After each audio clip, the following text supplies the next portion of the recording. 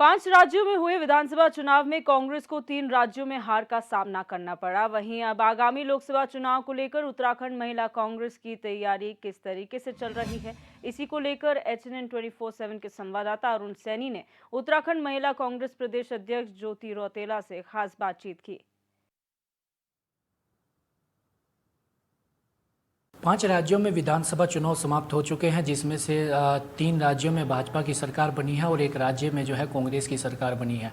आगामी लोकसभा चुनाव भी नज़दीक है और ऐसे में लोकसभा चुनाव को लेकर महिला कांग्रेस की क्या कुछ तैयारी है, इसी पर आज बातचीत करने के लिए एचएनएन 24/7 में हमारे साथ मौजूद है उत्तराखंड महिला कांग्रेस की प्रदेश अध्यक्ष ज्योति रौतेला जी। मैम, एचएनएन 24/7 में आपका स्वागत है। धन्यवाद बहुत बहुत। मैम, जो 5 राज्यों में विधानसभा चुनाव हुए हैं, इसमें 3 राज्यों में जो है बीजेपी को जीत हासिल हुई है। जहां 2 राज्यों में आपकी सरकार थी, राजस्थान और छत्तीसगढ़ में, वहां पर कांग्रेस को हार का सामना करना पड़ा। मैम, क्या कमी मानते हैं कि आखिर चूक कहां पर रही है?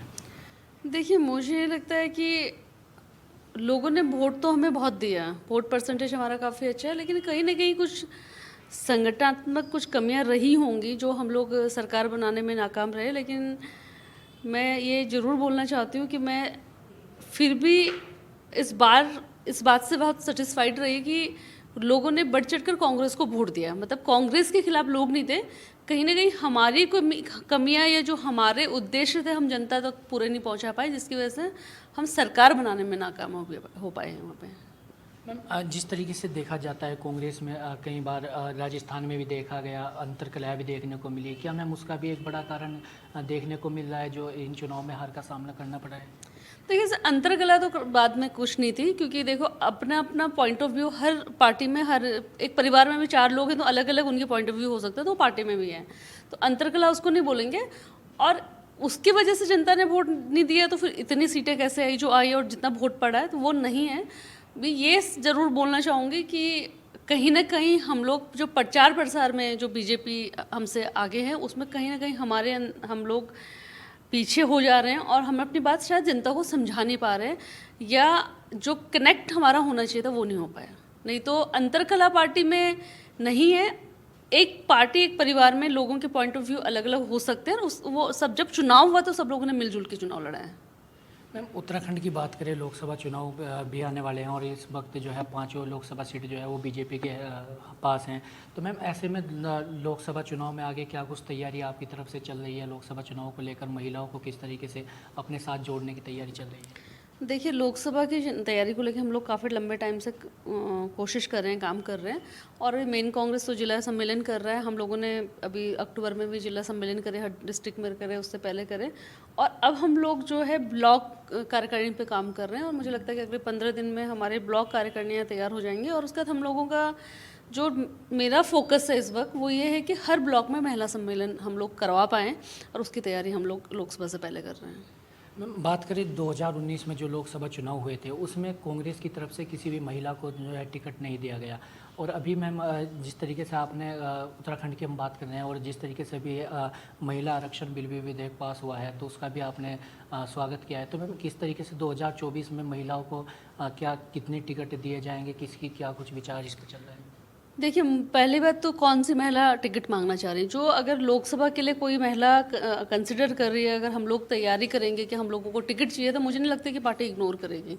तो अब पहला ये है कि हमारी पार्टी में कौन महिलाएं हैं जो इस वक्त लोकसभा के इलेक्शन लड़ने में इच्छुक हैं, और अगर कोई महिला इच्छुक होगी तो एज ए महिला कांग्रेस की प्रेसिडेंट मैं भी पार्टी की लीडरशिप से बात करूंगी।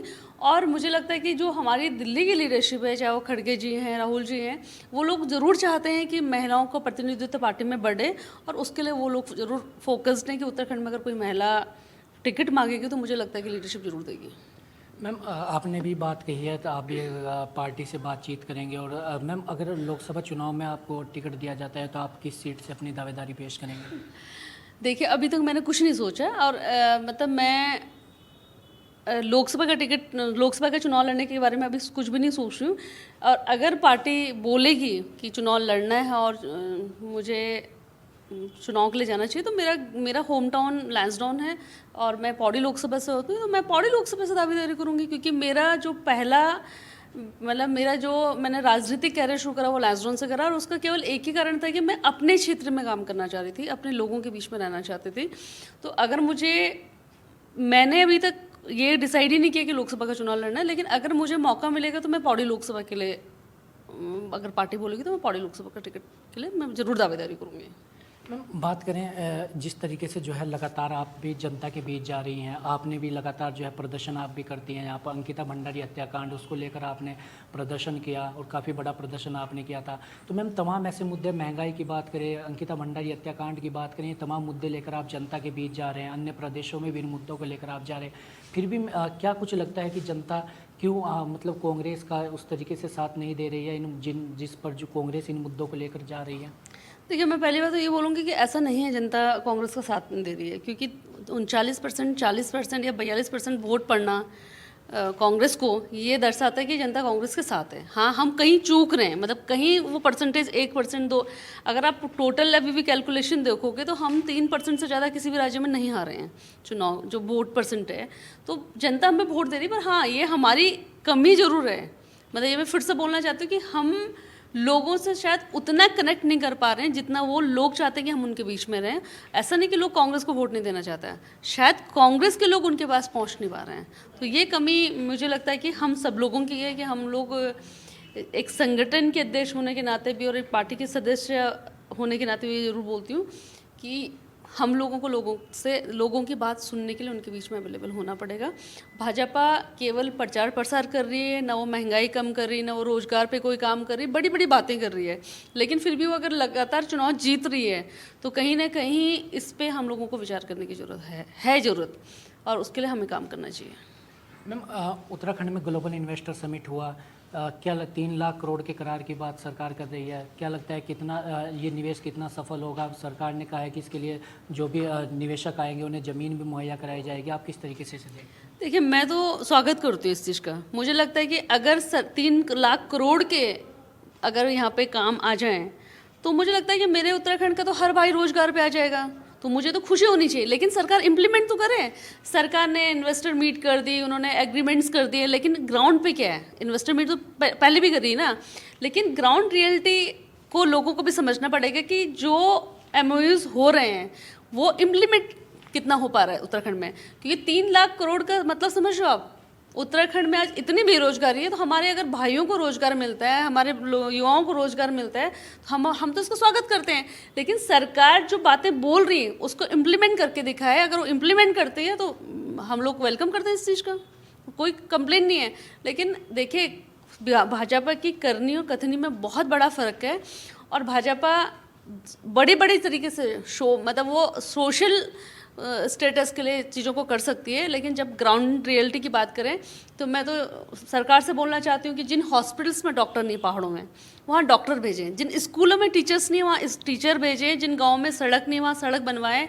जिस गांव में पानी नहीं, वहाँ पानी पहुँचाएं ना।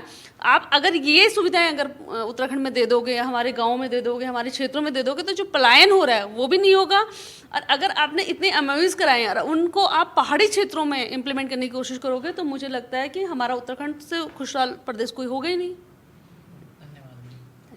तो ये थी हमारे साथ उत्तराखंड महिला कांग्रेस की प्रदेश अध्यक्ष ज्योति रौतेला जी। और साफ तौर पर जो लोकसभा चुनाव आने वाले हैं उसको लेकर इन्होंने कहा है कि कांग्रेस की लगातार तैयारियां चल रही हैं और कांग्रेस की तैयारियां पूरी है। वहीं बात अगर महिला प्रदेश अध्यक्ष ज्योति रौतेला जी के चुनाव लड़ने की बात करें तो इन्होंने कहा है कि अगर इन्हें सरकार टिकट देती है तो ये पौड़ी लोकसभा से जो है चुनाव लड़ना चाहेंगी। अपने सहयोगी प्रभात मिश्रा के साथ मैं रुनसैनी, HNN 24/7 देहरादून।